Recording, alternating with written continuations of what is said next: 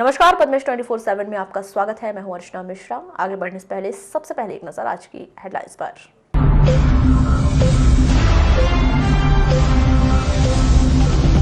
जिला पंचायत अध्यक्ष उपाध्यक्ष ने सत्ता और शासन पर जमकर लगाए आरोप। बैगा ओलंपिक उपेक्षा से नाराज। 11 और 15 जनवरी को जिले की 4 नगरपालिका के कार्यकाल होगा समाप्त। प्रशासक का इंतजार।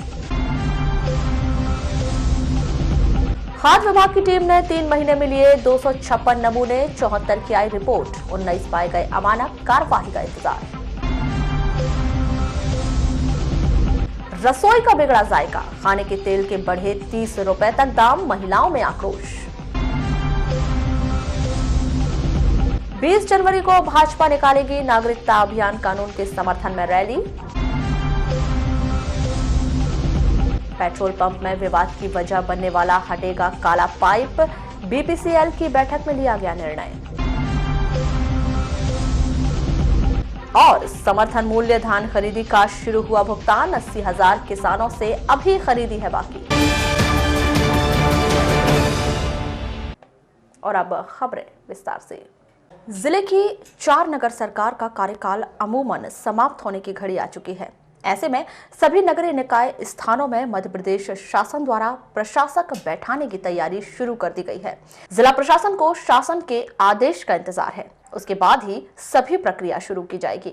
आपको बता दें कि बालाघाट नगरपालिका और कटंगी नगर परिषद का कार्यकाल 11 जनवरी को समाप्त हो जाएगा। वहीं वारासिवनी नगरपालिका और मलाजखंड नगरपालिका का कार्यकाल 15 जनवरी 2020 को समाप्त होगा।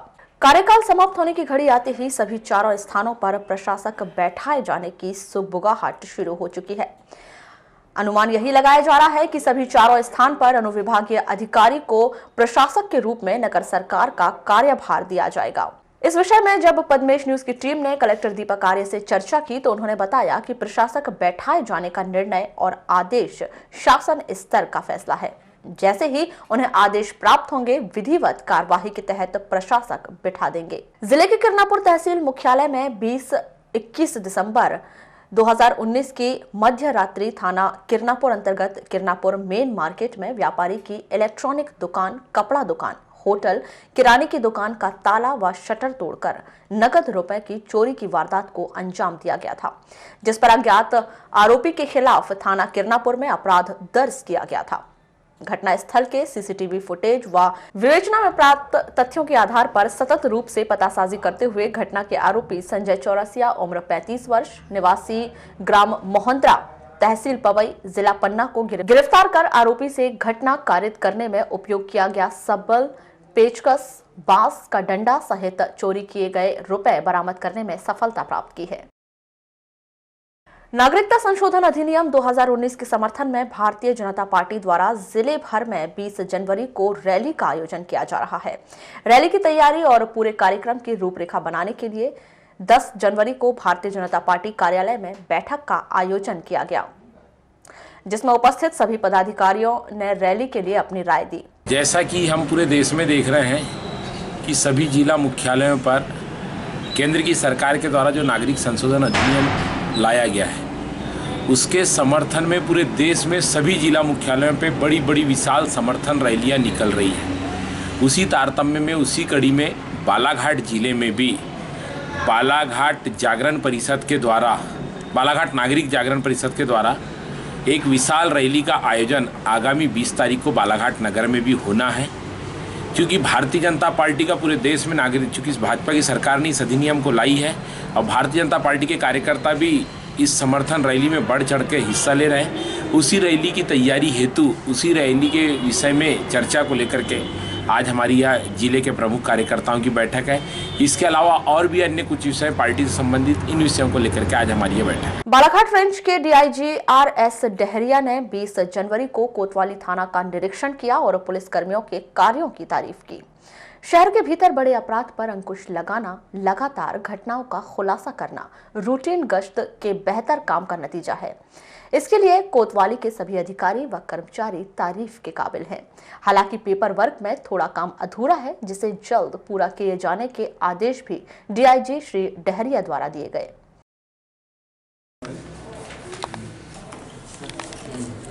अब साल इसको थोड़ी बनाते हैं, तो कंटिन्यू चले जाए। निरीक्षण अभी चल रहा है, कर्मचारी काम कर रहे हैं अभी तो फिलहाल, है ना। कुछ कमियां तो उनको मैं उजागर कर रहा हूँ, ताकि भविष्य में जो है उन सब चीज़ों को अच्छा करके अच्छा से अच्छा करें।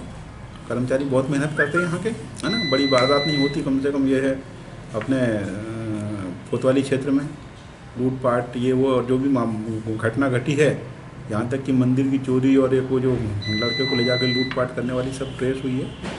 कार्य प्रणाली ठीक है, थोड़ा सा रिकॉर्ड की कमियां मैं महसूस कर रहा हूँ। तो मैं हमारे डीएसपी साहब है ललित कश्यप जी, इनको मैं बोलूँ कि अभी इनका थाने का काम चल रहा है, तो इनको मैं बोल रहा हूँ कि ये पिछले 1 महीना कितना टाइम बचा आपका, 1 हफ्ते में ये आधे से अधिक रजिस्टर, नहीं तो एक्स्ट्रा टाइम देखे। अगर इधर उधर कहीं दूसरी जगह पोस्टिंग होती है तो ये काम इनका काम है, और ये एससीएम को पकड़ेंगे और पकड़ने के बाद में उससे काम करवाएंगे। रिकॉर्ड में थोड़ी सी कमी है तो उसको ठीक करवा देंगे। जिला पंचायत अध्यक्ष रेखा बिसेन और उपाध्यक्ष अनुपमा नेताम ने 10 जनवरी को जिला पंचायत सभागार में पत्रकारों से चर्चा करते हुए जिला प्रशासन और शासन के नुमाइंदों पर जमकर आरोप लगाया। जिला पंचायत अध्यक्ष रेखा बिसेन ने जिले में धान खरीदी की व्यवस्थाओं पर सवाल उठाते हुए कहा कि अब तक धान खरीदी तो की गई, लेकिन भुगतान नहीं हुआ। जिला योजना समिति की बैठक में उनके द्वारा इस प्रश्न को उठाया गया तो जिले के 2 मंत्रियों ने अपने अपने क्षेत्र के किसानों का भुगतान करवा दिया। बैठक में बात मंत्रियों के क्षेत्र की नहीं बल्कि पूरे जिले की हुई थी।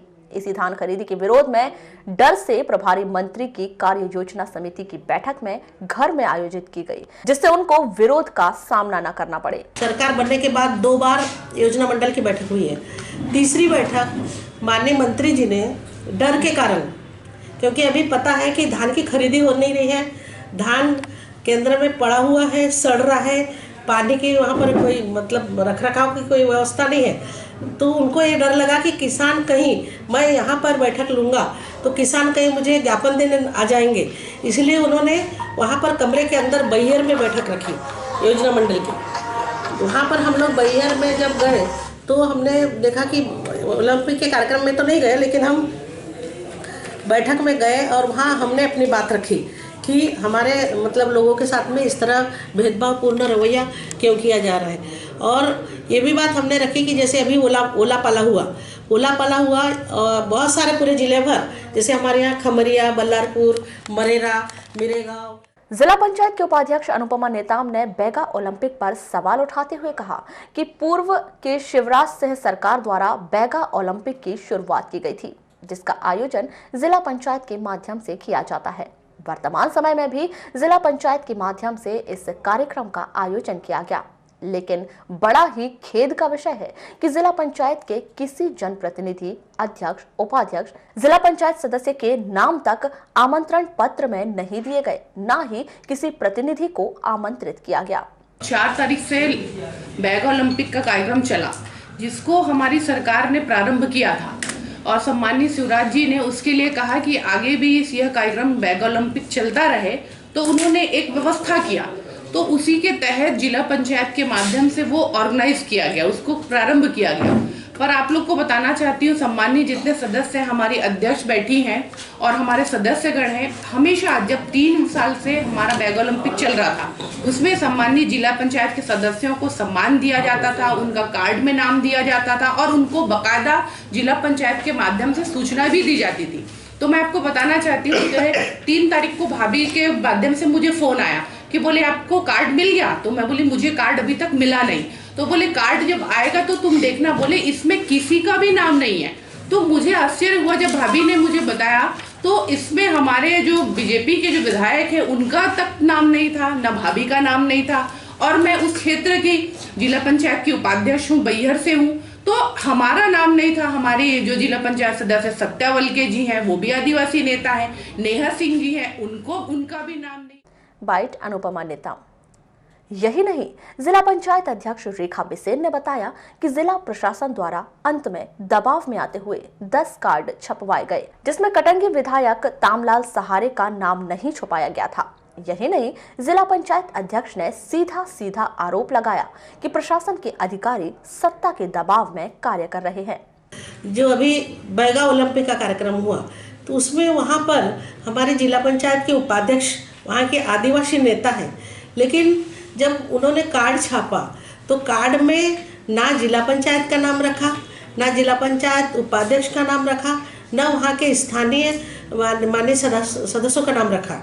तो उन्होंने पूरा भेदभावपूर्ण रवैया रखा और हमारे लोगों को उन्होंने बुलाया नहीं। तो इसमें क्या है कि हम लोग हमारे वहाँ लोग पहुँचे नहीं और मतलब उनको बुलाया नहीं, किसी प्रकार का उनको मान सम्मान नहीं दिया, उनको अनदेखा किया गया। उसके बाद में अभी आपने देखा होगा कुछ महीने में महंगाई की मार ने रसोई का पूरा जायका बिगाड़ कर रख दिया है। पहले ही प्याज के दाम आंख में आंसू ला रहे थे तो खाने के तेल के दाम में 20 से 30 रुपए बढ़ोतरी और अधिक चिंता और परेशानी बढ़ा दी। तेल के बढ़े हुए दाम का सीधा असर मध्यम वर्गीय परिवार और गृहिणी के ऊपर पड़ रहा है, जिससे उनका पूरा बजट खराब हो चुका है। इस कारण अब वे प्रति माह तेल की खपत में भी कटौती कर रहे हैं।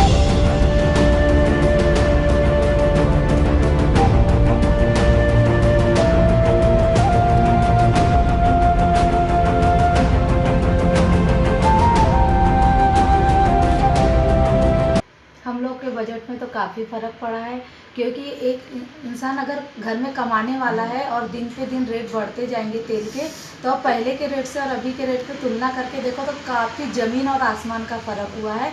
और अब ऐसा है कि ना दाल खा सकते और ना हम लोग तेल खा सकते। तेल का इतना रेट बढ़ने के कारण हम लोग बिल्कुल किराना में पहले 15 लीटर लेके आते थे डब्बा की डब्बा, अब ऐसा हो गया कि 1 लीटर भी लाना मुश्किल हो गया। तो उसके वजह से हम लोगों को काफ़ी परेशानी जा रही है तेल लेने। तेल कम से कम 110, 120 देख के 135 इस टाइप का रेट बढ़ते चले गया है अभी। आलू, प्याज, तेल में महंगाई का इतना असर है कि बच्चों की पढ़ाई और फीस तक प्रभावित हो रही है। महंगाई की मार ने गृहिणियों की चिंता इतनी अधिक बढ़ा दी है कि वे सीधे इस महंगाई को कम करने की मांग कर रही है। बच्चों की फीस इतनी बढ़ चुकी है कि जो बच्चों को पढ़ा नहीं पा रहे हैं, जहाँ 100, 200, 400 रुपया देना है वहाँ 25,000, 30,000 रुपया आज बच्चों की फीस दे रही है। तो ये बताइए, इस महंगाई में फीस देंगी कि अपना परिवार पालेंगी कि घर चलेंगी, क्या करेंगी महिलाएं बताइए। बहुत प्रभाव पड़ रहा है। वो किस प्रकार से 140 रुपये लीटर तेल खिलाएंगी बच्चों को कि अपने बच्चों को कपड़े लेंगी कि लत्ते लेंगी कि पालेंगी कि भूखा रखेंगी, क्या कर सकती बताइए आप, जो इतनी महंगाई सरकार ने बढ़ाई है हमारे लिए। यही नहीं, खाने के तेल को 20 रुपया और 30 रुपया लीटर से लेकर 120 रुपए तक पहुंचते देखने वाली गृहिणी भी वर्तमान समय की महंगाई से परेशान दिखाई दे रही है। उन्हें तो समझ नहीं आ रहा है कि महंगाई कहां तक जाएगी और कैसे घर के खर्चे चलेंगे। बढ़ता है, 110 हो गया, क्या खाएंगे क्या पिएंगे। इससे किस प्रकार से आपका बजट बिगड़ा हुआ है? बजट बिगड़ा है, कमाने वाले कोई नहीं है, आदमी बीमार हो गए हैं, इसलिए कमाने वाले कोई नहीं की दिक्कत हो रही है। पहले सस्ता था, अब ज़्यादा बढ़ गया, 40 रुपये बढ़ गया अभी तो ज़्यादा। क्या खाएंगे गरीब आदमी, अब खाना चाहिए, वो ज़्यादा डालते थोड़ा सा खाओ, दाल का रेट बढ़ गया, दाल भी अब ले आओ, नहीं तो भाई पालक खाओ, सब्जी पालक, ऐसा है। महंगाई बढ़ते जा रही है तो क्या खाएंगे ना क्या लेंगे गरीब आदमी। जिले के बहियर, परसवाड़ा, बिरसा तहसील के अंतर्गत आदिवासी विकास विभाग के द्वारा संचालित दर्जनों स्कूल भ्रष्टाचार की भेंट चढ़ गए। नतीजा, शिक्षक, छात्र और शिक्षण कार्य प्रभावित हो रहा है। ऐसे ही कुछ हालात बहियर तहसील मुख्यालय से महज 5 किलोमीटर दूर कोहका पंचायत के भोईटोला प्राथमिक स्कूल में दिखाई दे रहे हैं। महज कुछ वर्ष पहले बनाए गए स्कूल इतने अधिक जर्जर हो चुके हैं कि छत से प्लास्टर गिर रहा है और बारिश में पूरी की पूरी छत टपक रही है। इस कारण शिक्षण कार्य पूरी तरह से प्रभावित हो रहा है। चलिए सुनते हैं स्कूल की शिक्षिका की जुबानी स्कूल की परेशानी।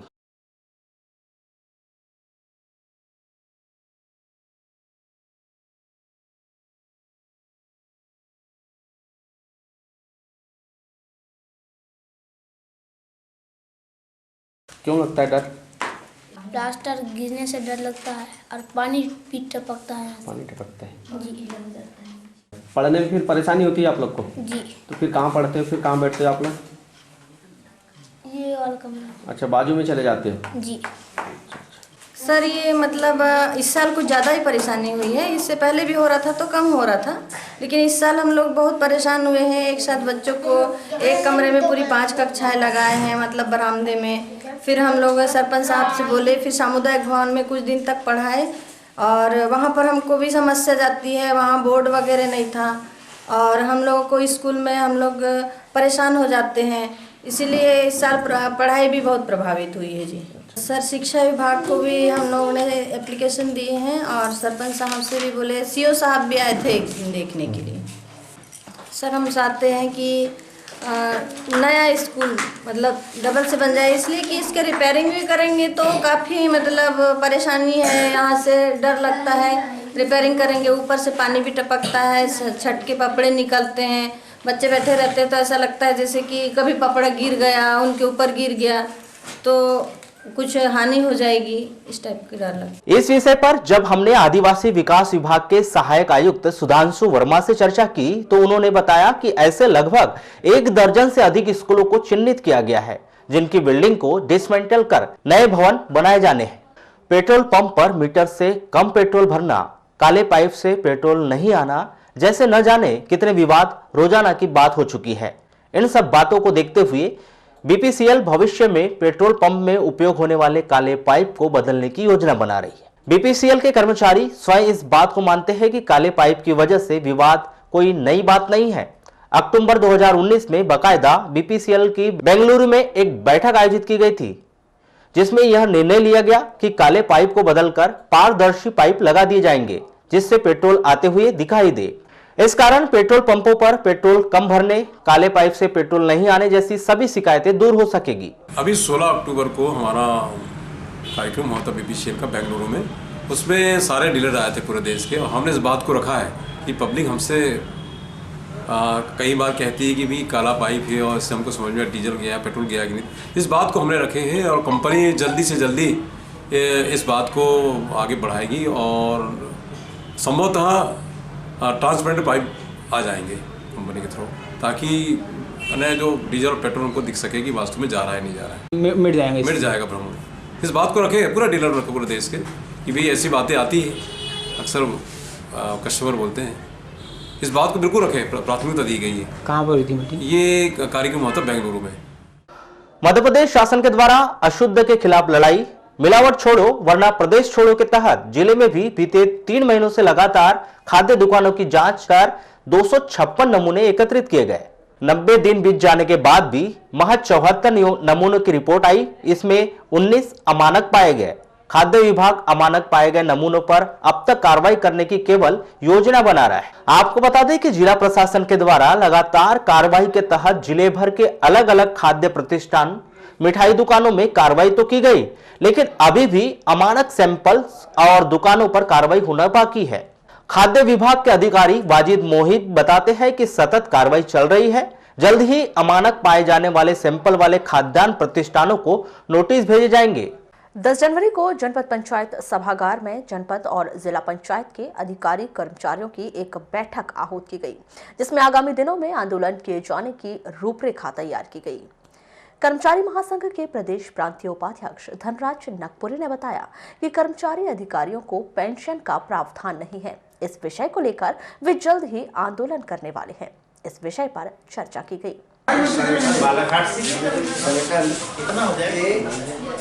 भविष्य की रणनीति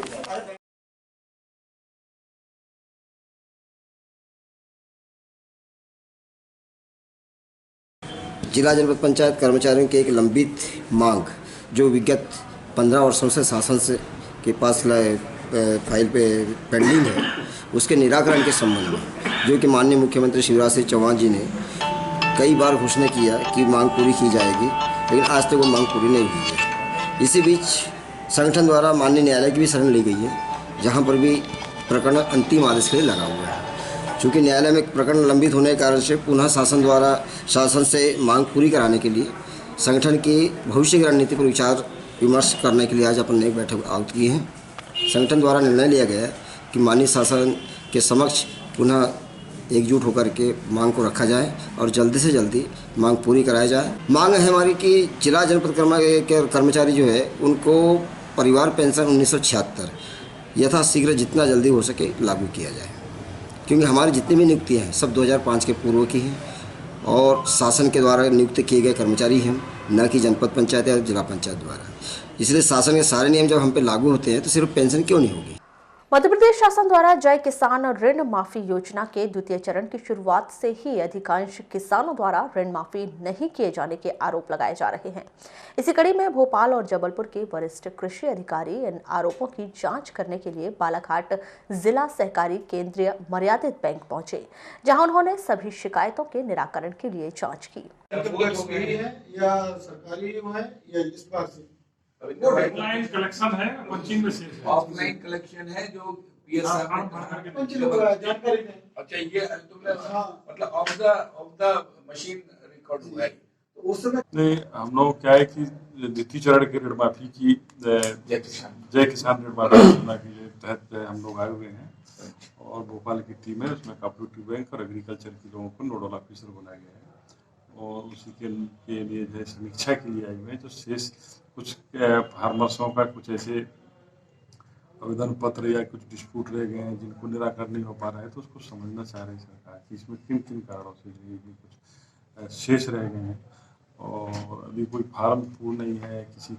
एक फार्मर्स का है, तो क्यों है उन आंकड़ों का जो उसकी कमियाँ हैं उन कमियों को पूरा करना है और इसके बाद द्वितीय चरण की ऋण जो है स्वीकृत किया जाना है। नहीं, अभी हम लोग कर रहे हैं, हमारी बैठक हो रही है और सभी अभी चर्चा कर रहे हैं। अब वो कल तक जो हम इसको देखेंगे, जो हमको लगेगा जहाँ पर जिन किसानों की पेपर्स कम है तो वो हम कलेक्टर साहब से चर्चा करेंगे, फिर और जो जहाँ जो पंचिंग हुई है विकास खंडों में उनसे चर्चा करेंगे। इसके बाद ही हम बता पाएंगे कि अंतिम क्या कितने। 4 दिसंबर से जिले के भीतर शुरू हुई धान खरीदी में आखिरकार देर सवेर किसानों को राशि का भुगतान शुरू हो गया। 10 दिसंबर को जिले के विभिन्न बैंकों में किसानों की भारी भरकम भीड़ भुगतान के लिए देखी गई। इस दौरान अधिकांश किसानों में इस बात का असमंजस बना हुआ था कि कहीं उनके कर्ज माफी का पैसा काट कर भुगतान न किया जाए, लेकिन ऐसा नहीं हुआ। धान का पैसा मेरा आया 46,000। तो टोटल कितने धान बेचे थे आपने? 96,000। पैसा पूरा मिल रहा है? और नहीं 50,000 रुपये कर्ज कट गया ना, सोडे का लोन का कितना कर्जे का? नहीं, कर्ज माफ नहीं, जो लोकल जो चालू है उनका कर्ज माफ नहीं हुआ, जो डिफॉल्टर है उनका कर्ज माफ हुआ। ये तो धान का है। कितना कुंटल बेचे थे धान? ये तो हमने करीब 64 कुंटल दिया हुआ। कितना आया आपका? कितना प्रॉफिट? ये इसका करीब अभी 1 लाख करीब है। कर्जा लिए तो कर्जा माफ हुआ क्या? नहीं सर, कर्जा हमारा तो कुछ ही नहीं है, जो रनिंग में है उस पर कुछ नहीं हुआ। जो कई सालों से डिफॉल्टर तो खा के बैठे हुए थे उन्हीं को हुआ है, बाकी जिसके भरोसे सोसाइटी चल रही थी इसी सोसाइटी को चलाया, उनके साथ कुछ नहीं हुआ, उनका कोई कर्जा माफ नहीं हुआ। अभी जो धान की सोसाइटी उसका पैसा नहीं आया। अच्छा, तो कितना बना आपको? 55 बना है हमारा। तो कुछ कटा उटा तो नहीं? नहीं, उसमें कुछ नहीं कटा है। तो आपको लाभ मिला है कि नहीं मिला कर्ज माफी का? कर्ज माफी का पिछले साल लाभ मिला है। 45,000 था, माफ हो गया। हमारे चालू थे और रनिंग थे, हम पुराने डिफॉल्ट 2-3 साल के डिफॉल्ट नहीं थे, हम रेगुलर थे। जिले में अब तक 35,353 किसानों से समर्थन मूल्य पर धान खरीदी हो चुकी है, जिनका लगभग 95 करोड़ रुपए का भुगतान किया जा रहा है। अभी तक 35,353 किसानों की खरीदी हुई है और पेमेंट जो आया है उसमें 95 करोड़ 60 लाख वो पेमेंट आ चुका है और जैसे जैसे परिवहन होता है तो किसानों के खाते में राशि डलते जाती है। नहीं, उसमें अगर जो कर्ज माफ़ी में आ रहे हैं किसान, अगर उनका वैसे तो कर्ज नहीं कट रहा है, लेकिन आप जैसा बता रहे हैं कट रहा है, तो वो बाद में जब ऋण माफ़ी होगी तो वो पैसा वापस उनके खाते में आएगा। आपको बता दें कि जिले के भीतर इस वर्ष 1,31,000 किसानों का पंजीयन धान बिक्री के लिए किया गया था। इसके आधार पर अब तक धान खरीदी का आंकड़ा बेहद ही कम दिखाई दे रहा है, जबकि वर्तमान समय में 80,000 किसानों की धान खरीदी होना बाकी है और खरीदी की अंतिम तारीख 20 जनवरी रखी गई है। ऐसे में आगामी दिनों में धान को लेकर माथापच्ची किसानों का विरोध होता दिखाई दिए तो इस बात से इनकार नहीं किया जा सकता। मुख्यालय से लगी हुई भटेरा पंचायत में प्रतिवर्ष के अनुसार इस वर्ष जनवरी माह में मेले का आयोजन किया गया। इस दौरान 10 और 11 जनवरी को विविध कार्यक्रमों का आयोजन किया गया। स्थानीय जनप्रतिनिधि प्रकाश मनोटे ने बताया कि इस अवसर पर 10 जनवरी को सद्भावना कबड्डी प्रतियोगिता का आयोजन किया गया, तो वहीं 11 जनवरी को रात्रि के दौरान शायरी का आयोजन किया गया है।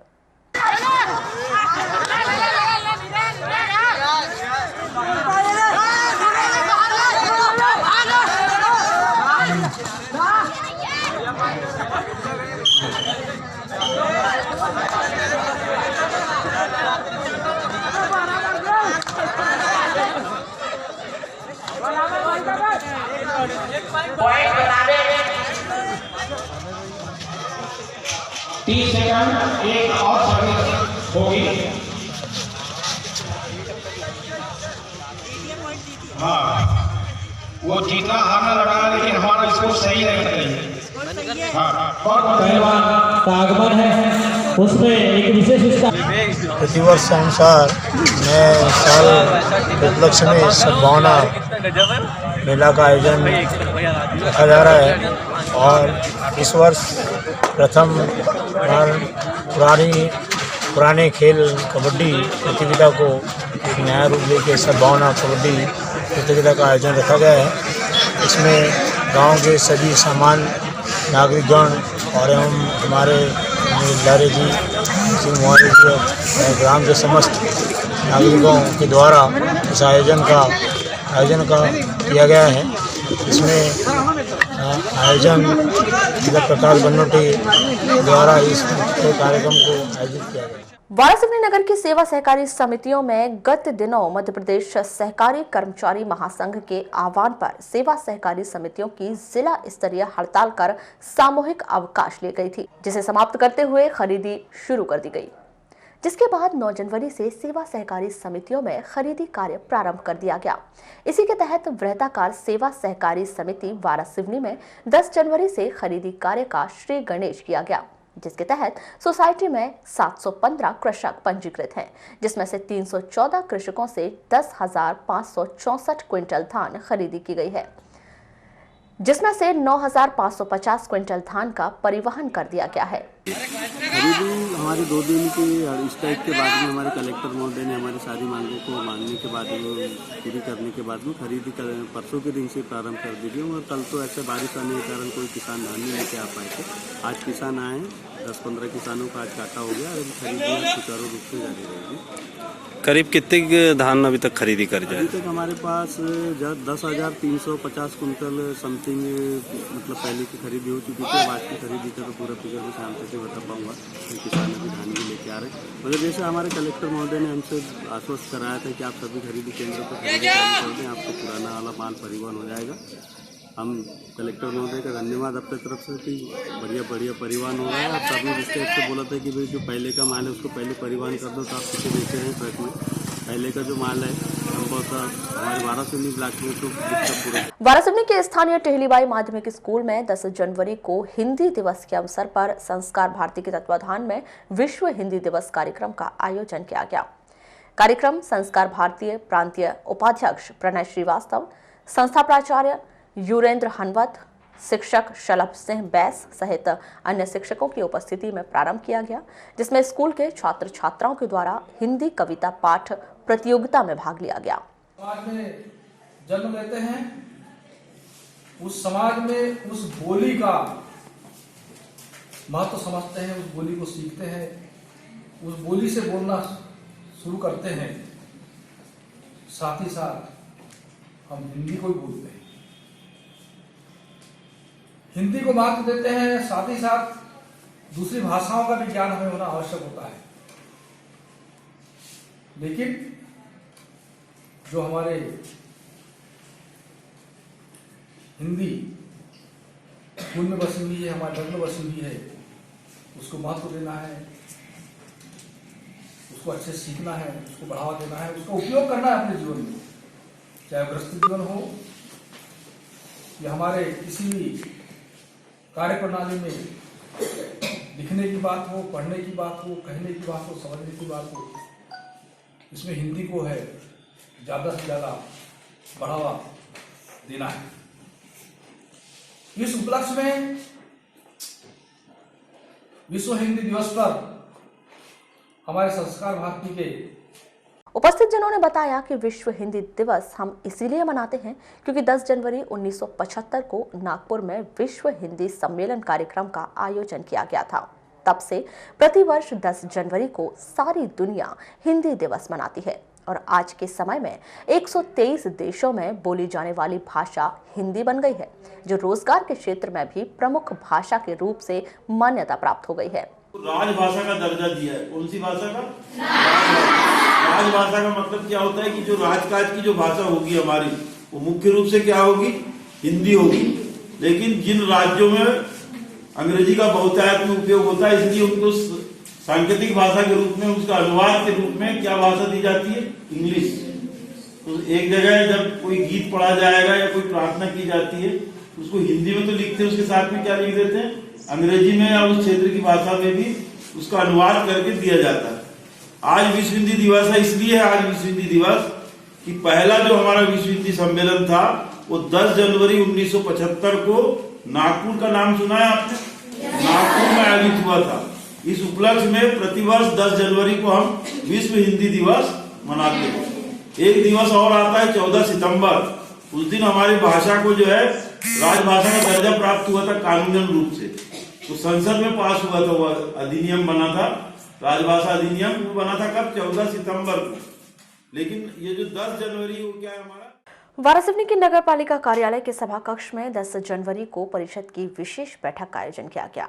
बैठक नगर पालिका अध्यक्ष विवेक पटेल, नगर पालिका उपाध्यक्ष दीपलता देशमुख, नगर पालिका सीएमओ राधेश्याम चौधरी की उपस्थिति में प्रारंभ की गई, जिसमें विकास कार्यों में रोड नाली के निर्माण कार्य, कॉम्प्लेक्स की दुकानों की नीलामी, भवन के निर्माण के साथ ही भवन भूमि नामांतरण प्रकरण व सामाजिक सुरक्षा, इंदिरा गांधी राष्ट्रीय विधवा पेंशन, निःशक्त पेंशन, वृद्धावस्था पेंशन एवं राष्ट्रीय परिवार सहायता योजना में स्वीकृत प्रकरण का अवलोकन कर विचार विमर्श किया गया। जाते जाते भी उसमें विकास के मुद्दे थे, कौन से कुछ काम बच गए हमारे, वो हो जाए पूरे। आवास के जो 2300 मकान स्वीकृत हुए हमारे, तीसरी किस्त की जो राशि आई है उसका हम चाहते हैं, हमारे चाहते हैं 13 तारीख को उसका भुगतान करने हितग्राहियों को, और चौथी लिस्ट भी 13 तारीख बन जाए। कोई भी शहर का व्यक्ति इसका कच्चा मकान है उसका नाम न छूटे, वो मैं तय की। कुछ वार्ड काम करके जोड़ ली हमने। और हमारे शहर में जो बड़ा काम था 3.5 करोड़ का, इसमें 90 लाख का इंडोर स्टेडियम, 90 लाख का बगीचे के पीछे की रोड, 50 लाख का मुद्राओं समीकरण, 30 लाख का जयस्तंभ चौक जयस्तंभ से लाख चौक तक के निवारण बनाई काम थे। तो ठेकेदार बोले हमने यदि आपने काम जल्दी नहीं किया तो आपका ठेका निरस्त कर पुनः टेंडर लगाया जाएगा जनहित परिषद में। कार्यकाल 15 जनवरी को खत्म हो रहा है। इस बैठक में विशेषकर परिषद की विशेष बैठक का आयोजन किया गया, जिसमें विभिन्न वार्डों में सीसी रोड है, नाली है एवं अन्य विकास कार्यों के प्रस्ताव लाया गया था, जो 1 से लेकर 22 प्रस्ताव पारित किया गया है और इसमें इनका एस्टीमेट तैयार करके फिर कार्य कराया जाएगा। लालबर्रा नगर मुख्यालय के हृदय स्थल बस स्टैंड में स्थित यात्री प्रतीक्षालय लंबे समय से मात्र शोभा की सुपारी बनकर रह गया है। जनपद पंचायत की देखरेख में संचालित यात्री प्रतीक्षालय का निरीक्षण करने पहुंची पद्मेश की टीम ने पाया कि प्रतीक्षालय के भीतर रखी कुर्सियां यात्रियों की राह तक रही थीं। वहीं चारों ओर से पहुंचने वाले यात्री सभा मंच, स्थानीय दुकानों व रोड के आसपास बैठकर और खड़े रहकर बसों का इंतजार कर रहे थे। ये जो यहाँ जो मैं जिस जगह में खड़ा हूँ ये यात्री प्रतीक्षालय है, लेकिन यहाँ देखने में लगता नहीं कि यात्री प्रतीक्षालय होगा। यहाँ पर आम पब्लिक को बहुत असुविधा होती है। देहातों से, गाँवों से जो हमारी माँ बहनें जो आती हैं, यहाँ पर असामाजिक तत्वों का डेरा आए दिन बना रहता है। लोग शराब पी के यहाँ बैठते हैं, गंदी कमेंट्स करते हैं। तो मैं चाहता हूँ कि यहाँ पर व्यवस्था सुधरे और स्थानीय प्रशासन है उसकी जवाबदेही बनती है। यहाँ पर साफ सफाई पीने की पानी की नहीं, जैसे बाहर से यात्रीगण बसों से सफ़र करते हुए आते हैं तो कहीं ऐसा बोर्ड लगाया यात्री प्रतीक्षालय? नहीं, यात्री प्रतीक्षालय का बोर्ड तो है, लेकिन यहाँ पर जो फ्लैक्स लगते हैं उसके कारण वो दब जाता है। साथ में ये जो सामने जो ठेला लेके बैठ जाते हैं उससे भी असुविधा बहुत ज़्यादा होती है। और यहाँ पे जो शौचालय है, जी, शौचालय से भी लोगों को समझ ही नहीं आता कि शौचालय लोग ढूंढते हैं। पेशाब के लिए जो लोग महिलाएं टॉयलेट के लिए ढूंढती कि भाई पेशाब घर किधर पे है। कई बार उनको शर्म महसूस होती है पूछने से पुरुषों से। तो यहाँ के शौचालय साफ सुथरे हैं कि? प्रतीक्षालय की बाहरी दीवारें विज्ञापनों के पोस्टरों से भरी हुई थी, जिससे अनजान यात्रियों को यह भी पता नहीं चल पा रहा था कि यात्री प्रतीक्षालय कहाँ है। प्रतीक्षालय में चारों ओर लोगों ने थूक कर दीवारों को रंग दिया है, जिससे अजीब सी बदबू प्रतीक्षालय में महसूस होती है। प्रतीक्षालय की तो इतनी गंदी और गंदगी है कि कोई पूछे न जाए। वहाँ पे तो कोई प्रतीक्षालय बैठा हुआ नजर ही नहीं आता एक भी रोज, इसलिए आप रोड के आप गंदगी अभी गंदगी के वजह से अब लेडीज लोग हैं साथ में, तो अब इधर खड़े हैं, क्या करें, बस की रास्ता। सुंदर व आकर्षक दिखने वाले यात्री प्रतीक्षालय की हालत किसी कचरादान की तरह हो जाने के कारण यात्रीगण बाहर खड़े होकर ही बसों का इंतजार करते हैं। पद्मेश चर्चा में बस एजेंटों ने व यात्रियों ने बताया कि राहगीरों व यात्रियों की सुविधा के लिए यात्री प्रतीक्षालय तो बना दिया गया है, लेकिन देखरेख व साफ सफाई के अभाव में मात्र शोभा की सुपारी बनकर रह गया है, जहां गंदगी व बदबू के कारण सभा मंच, दुकानों व रोड में खड़े रहकर बसों का इंतजार करते हैं। समस्या ये आ रही है, सबसे बड़ी समस्या हमारी इस लालबर्रा की है महिला पेशाब घर की। महिला पेशाब घर को लेकर के हमने विगत कई बार इस मामले को हमने बोले, स्थानीय प्रशासन से बोले, जिला प्रशासन से भी हमने आपके अखबार के माध्यम से खबर रखे, लेकिन कहीं तक कुछ नहीं हुआ।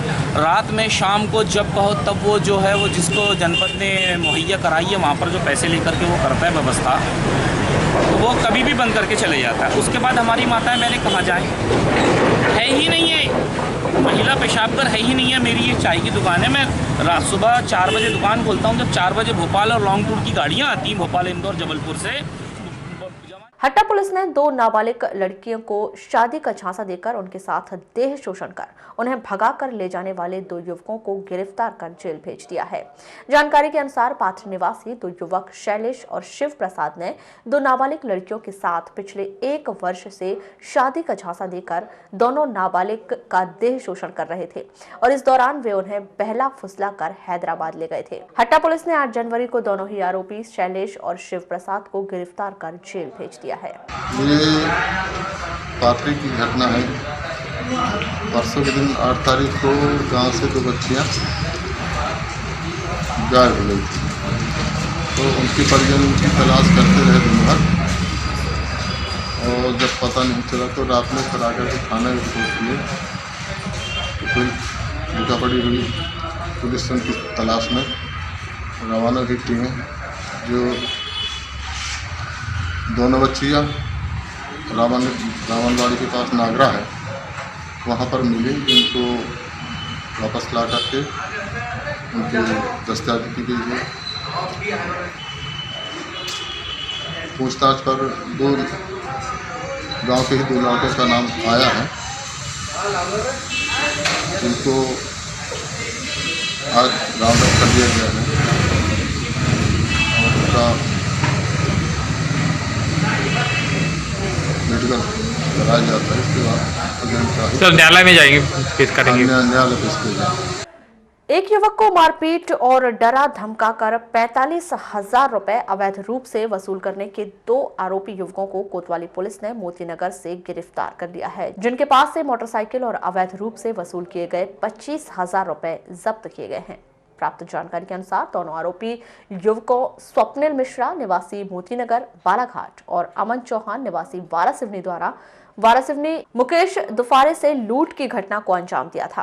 पुलिस द्वारा दोनों आरोपी युवकों को गिरफ्तार कर पूछताछ की जा रही है।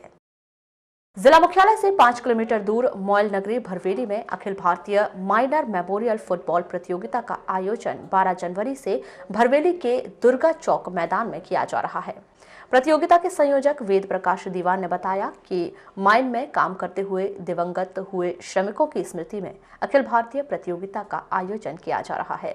इस प्रतियोगिता में 16 पुलिस पुरुष और 6 महिला टीमें भाग ले रही हैं, जिसमें रतलाम रेलवे कामठी, लखनऊ आर्मी, भरवेली, बालाघाट, नागपुर, दुर्ग, नरसिंहपुर, छिंदवाड़ा की टीम शामिल होंगी। ये मॉयल के सौजन्य से होता है, जिसमें माइनर मेमोरियल जो माइन में काम करते हुए जो खत्म हो गए हैं उनकी स्मृति में किया जाता है। कितने टीमों ने इस टूर्नामेंट में भाग लिया? इसमें 16 टीमों ने भाग लिया विभिन्न राज्यों से, और इसके साथ साथ महिलाओं को प्रोत्साहित करने के लिए भी महिलाओं की भी प्रतियोगिता रखी गई है। कितने दिवसीय टूर्नामेंट है? ये 7 दिवसीय टूर्नामेंट है। कब से प्रारंभ होगा? ये 12 से 18। शुक्रवार को बॉक्स ऑफिस पर 2 बड़े स्टार्स की फिल्म रिलीज हुई, जिसमें दीपिका पादुकोण की छपाक तो वहीं उनके मुकाबले में एक्शन कॉमेडी कलाकार अजय देवगन की तानाजी दर्शकों के सामने थी। शुक्रवार को शहर के सिनेमाघरों में छपाक फिल्म के लिए दर्शकों में विशेष रुचि दिखाई नहीं दी। दर्शकों के अभाव के कारण पहला शो रद्द कर दिया गया, तो वहीं दूसरे शो में गिने चुने दर्शक ही दिखाई दिए। जैसा कि इस फिल्म को लेकर पूरे देश में राजनीति का माहौल गर्म हो गया है, बालाघाट में इस फिल्म का विरोध और समर्थन दिखाई नहीं दिया। फिल्म देखने पहुंचे कुछ दर्शकों से जब हमने फिल्म के विषय में चर्चा की तो उन्होंने सत्य घटना और एसिड अटैक पर आधारित फिल्म होने की वजह से इस फिल्म को देखने की जानकारी दी। जैसे आज बॉलीवुड की 2 बड़ी फिल्में लगी हैं, छपाक, एक तानाजी, तो इसमें चयन छपाक का क्यों किया आपने? छपाक का इसीलिए चयन किया क्योंकि ये ट्रू इवेंट पे बेस्ड है और सबसे पहली चीज़ ये एसिड अटैक पे बेस्ड है। तो ये हमारी जो भारतीय जो दिखाया मतलब स्थिति है, परिस्थिति उसको दिखाना चाहती है। ये जो इंडिया की जो मेंटेलिटी है कि ऐसा नहीं करना चाहिए, क्या करना चाहिए, क्या नहीं करना चाहिए, उस पर ये एक फोकस डालेगी। ये क्या कहना चाहिए? देखिए, बायकॉट करने का प्रश्न नहीं बनता क्योंकि इसके पहले कल की बात है, उस पर सोशल मीडिया पे वीडियो मतलब वो फोटो वायरल हुआ था कि बायकॉट छपाक, क्योंकि उसमें बोले हिंदू मुस्लिम हिंसा की बात की गई थी कि बदलकर नाम जो है हिंदू नाम रख दिया गया तो हिंदू लोग उसका बायकॉट करेंगे, ऐसे करके छपाक से चल रही थी। लेकिन जब बाद में उसका रियलिटी सामने आई कि बोले बशीर नाम है, उसमें मूवी में जो उसका जो नाम है मेन कैरेक्टर का वो बशीर है, बशीर और मालती, तो तब वो क्लियर हुआ, क्लियरेंस ये सामने आया आज सुबह कि ये इसमें कोई ऐसा मतलब रिलीजियस कोई भी हरास नहीं हुआ। छपाक, वैसे 2 फिल्में लगी हैं, तानाजी भी लगी है, छपाक को देखने का ऐसा क्या मोटिव, क्या लेके आए हो, क्या सोच रहे हो कि क्या होगा फिल्म में, कैसा क्या? एक गर्ल एम्पावरमेंट के ऊपर है छपाक, इसलिए। अच्छा, क्या सोच के आए हो घर से कि यानी कैसा क्या परिवेश है, इस टाइप का सोच रहे हो? क्या सिर्फ कि छपाक ही देखना है, तानाजी नहीं देखना है? ऐसा कोई नहीं है, मतलब छपाक देखना तो इसलिए आया। बुलेटिन के अंत में एक बार फिर नजर डालते हैं आज की हेडलाइंस पर।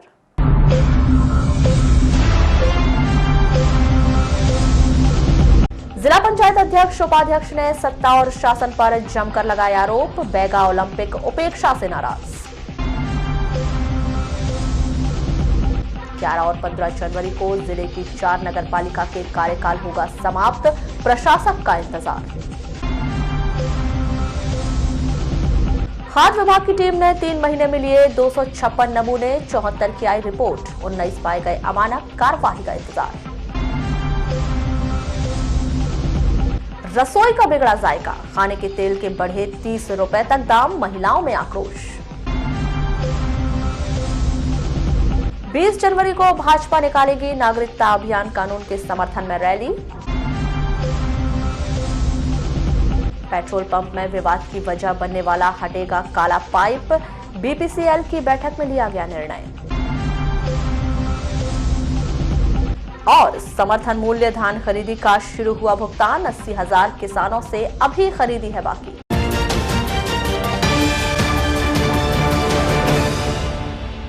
तो ये थी अब तक की खास खबरें। अगले न्यूज बुलेटिन के साथ फिर मुलाकात होगी, तब तक के लिए नमस्कार।